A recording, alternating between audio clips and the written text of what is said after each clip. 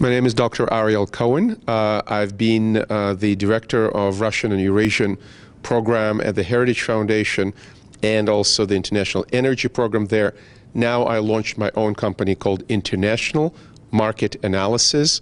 We are doing oil and gas and natural resources, risk assessments, business development, and public affairs. I would like to start with a topic that I just published an article in the Forbes magazine and gave an interview to Russian national television, and that is how the borders of the Middle East are changing. The borders as we know them today were not there forever. These are the borders that were first drawn by the British and French imperialists, diplomats, in 1916, the Sykes-Picot Agreement. And this was when the Allied powers were finishing the German and the Turkish Ottoman arrangements in Europe and in the Middle East. So for a long time this arrangement held, but we know that in Iraq, for example, it was the vilayat of the Ottoman Empire that was very different. The Kurds were in the north, the Sunnis were in the middle, and the Shia were in the south. So the United States, unfortunately, and some of U.S. allies in the Gulf, Saudi and the Emirates of the Gulf, played a role in strengthening the Islamic state of Iraq and the Levant, the Sham. And this force is so extreme now that even Al-Qaeda disowned them and distanced from them and said it's Al-Nusra that is a real Al-Qaeda and Islamic State is not a real. But the matter of fact is that by having such an armed force that connects the Sunni population of Syria and of Iraq, it changes the border. What the interaction between Iran and Saudi Arabia, between Russia and Europe and the United States. So this is a huge crisis because the intervention of the United States in Iraq was not very successful, and then President Obama pulled. A lot of people tell me it makes things worse. The Shia don't agree with that, the Kurds don't agree with that. So I always was a supporter of very strong Turkish-Israeli ties. I love Turkey, I've been in Turkey many times, visited, have friends in Turkey, and I think that both sides made mistakes.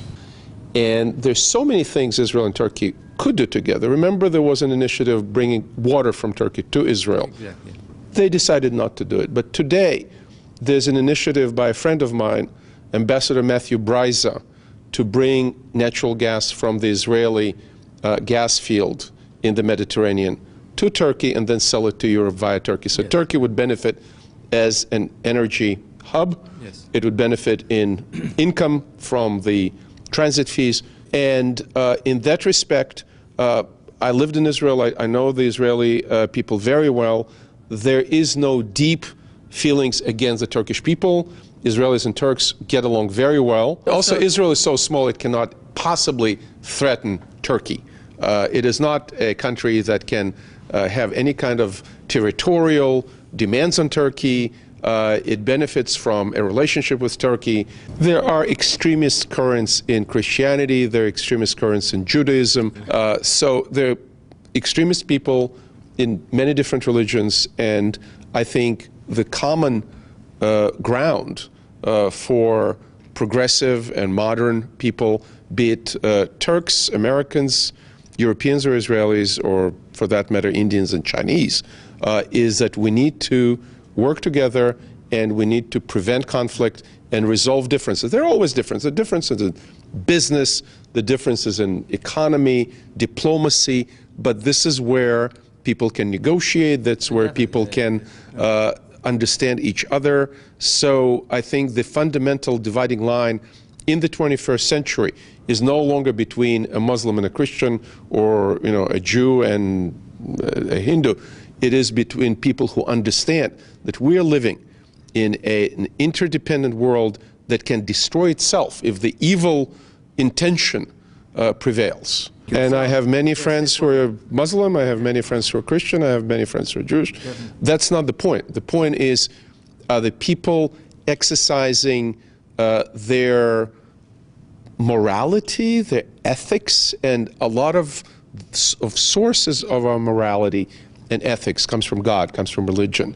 I'm not saying you have to exercise every 613 principles of Judaism or whatever, but you have to understand that the more good you do, the better world we're going to be living, and our children and our grandchildren, and that is the biggest challenge.